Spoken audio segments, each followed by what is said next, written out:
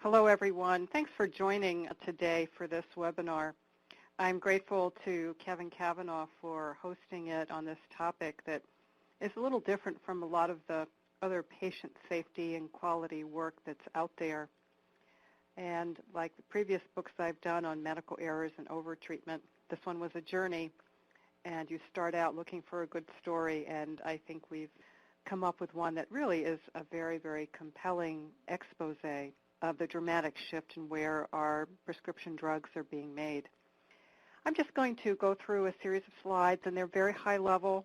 I won't get into as much detail at all as what's in the book, and I'm hoping we can have a lot of good questions and dialogue afterwards. So I'll keep this pretty short because I want to hear from you and your questions, your thoughts, your reactions.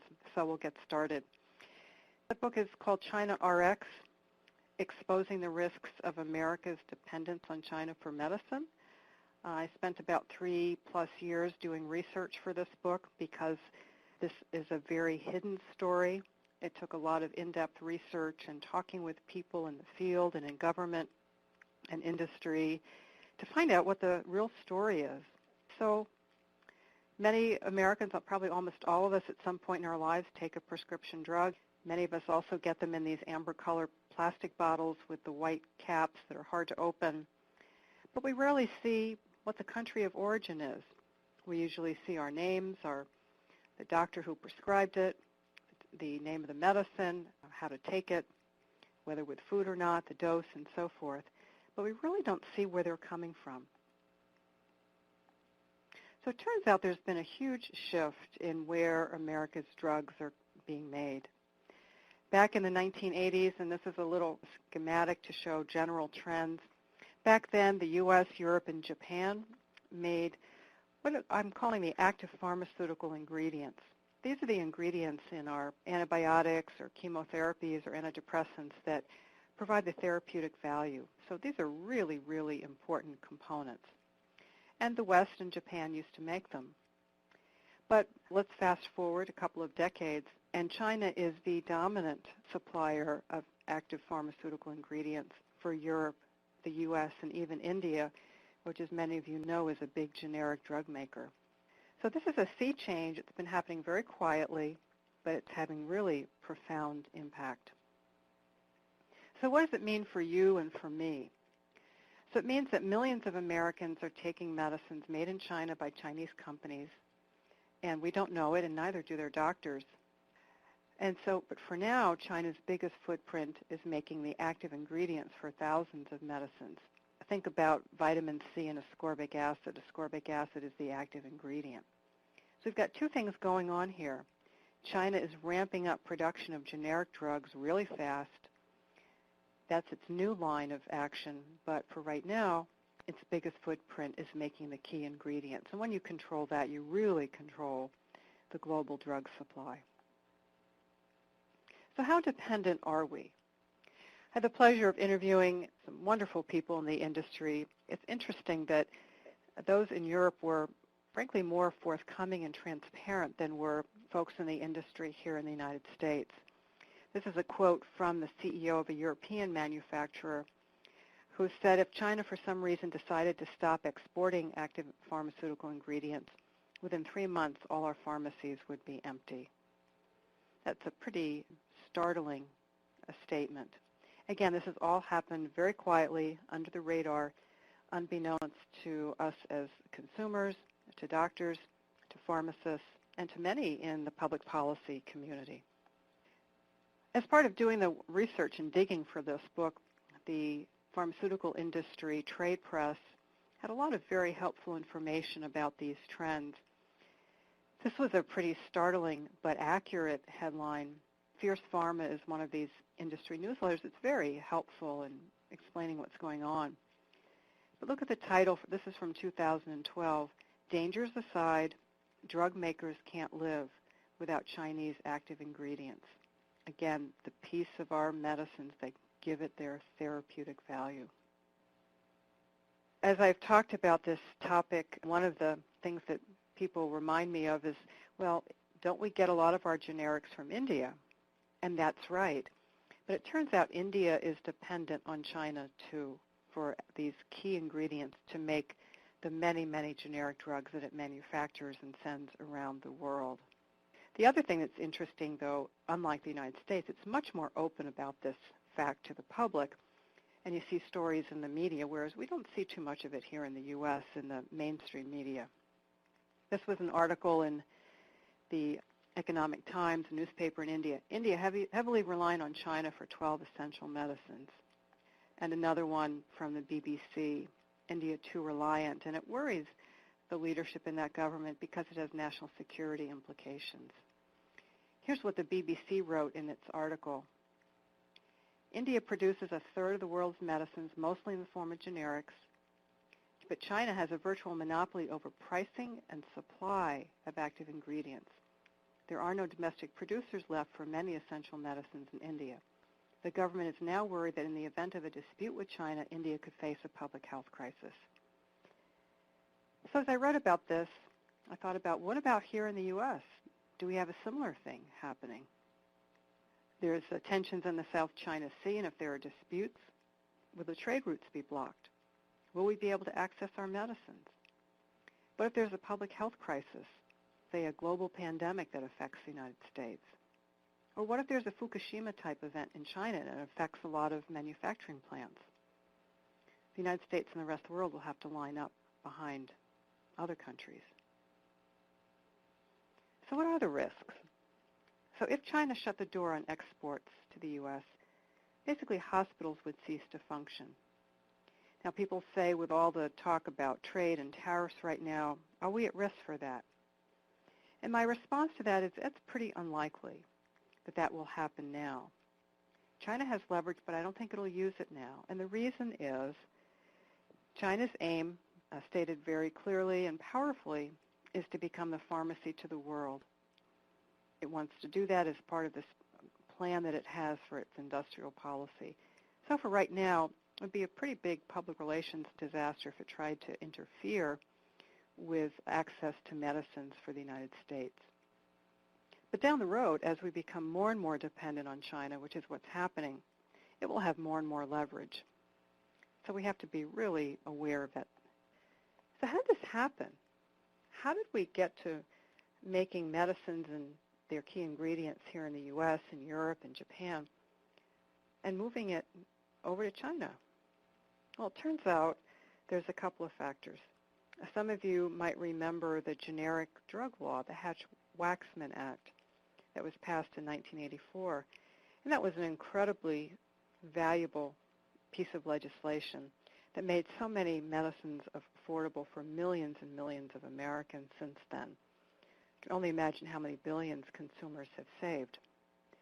But if we're going to have cheaper drugs, that led to a search for manufacturers that can make them more cheaply. But what was the result of that? At that time, the FDA was unprepared for medicine making in other countries. It had been used to inspecting plants in the U.S., but it really didn't have the resources or expertise to inspect plants in other countries. So here's what happened 12 years after the generic drug law was enacted. I dug up this 1996 internal FDA memo written by a very dedicated public servant in the agency. He's a chemist by training, as I recall. He was very honest. He was alerting the leadership, saying, quote, "We literally have no control over the bulk drugs, these key ingredients that enter the U.S., and these drugs can reach anyone, including the president." Now, there's another huge factor in what's prompted so many of our medicines being made in China, and it's our trade policy. I mean, who knew? Who would ever think that trade policy would have an impact on our medicines? But it's been huge. And that started in 2000 when President Clinton and Congress passed legislation that made it easier for China to sell all kinds of products to the U.S. There was a law passed that normalized trade relations with China and basically removed tariffs on goods coming into the U.S. from there, sort of freeing up the marketplace. But as I was working on this book, it was amazing to look at a pattern. It took a lot of digging for each of these topics to understand what was happening and the impact on trade. Within 4 years of opening trade with China, the last penicillin, many of us have taken penicillin unless we're allergic to it. We used to make it here in the U.S. You might remember in World War II, companies and industry got together to make sure there was enough to go around after the invasion of Normandy to make sure that soldiers would survive from infections, from their wounds. Who knows how many did. It was an incredible moment in medical history. But it turns out, in 2004, the last penicillin fermentation plant in the U.S. closed, and European and Indian producers were driven out of business. And I'll describe why that happened. Another thing that happened within 4 years is that vitamin C, huge vitamin C cartel in China formed and drove up prices. First of all, they drove out U.S. manufacturers, European manufacturers, dumped it on the U.S. market at really below price. Nobody else could compete, so they went out of business. And then when everybody was gone from the market, prices went back up. That's what cartels do. Aspirin, the last remaining U.S. aspirin maker in the U.S., shuttered within 4 years of opening trade with China.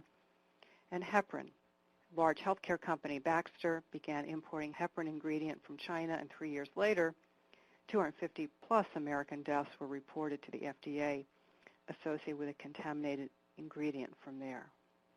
And there's so many more patterns that could come out, but these are 4 very powerful ones with common products that many Americans will know and they've used in their lives or for their families.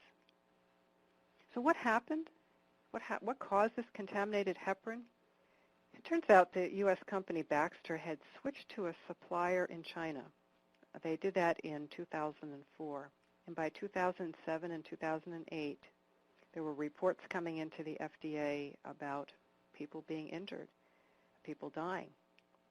It was an incredible wake-up call about how unprepared we were for all these medicines flowing into our country. And these are things that we trust.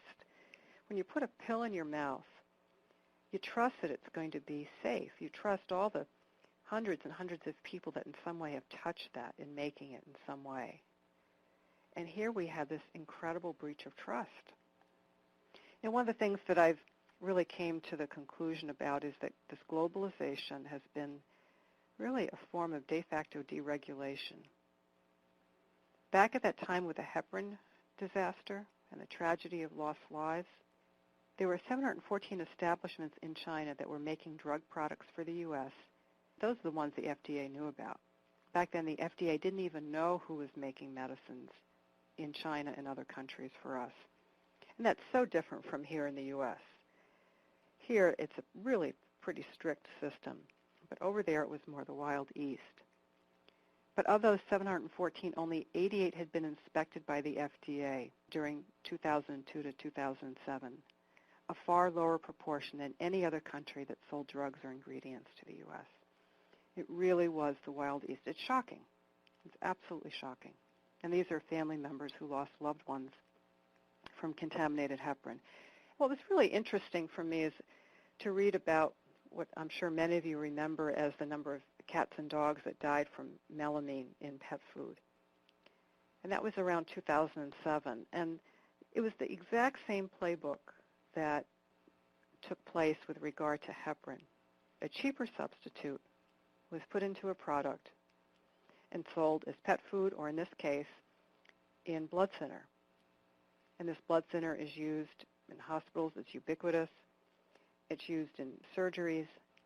And it's absolutely stunning that U.S.-based and European companies went to a country where this was happening and didn't think, or whatever reason, assumed that everything would be all right. And this is a picture from the New York Times that showed a Chinese factory where they're making heparin. You see the conditions there. Heparin is made from pig intestines. And this is a worker extracting the substance from those pig intestines. So this is a picture's worth 1,000 words, where globalization really is a form of deregulation. One of the stories that we tell in China RX is how we lost control over this miracle drug called penicillin. It's a fascinating story. Again, Europeans rather than American companies who were really much more transparent about what was going on. So I spoke to a gentleman, Chris Oldenhoff, who's mentioned here from the European Trade Association of Producers of these active ingredients.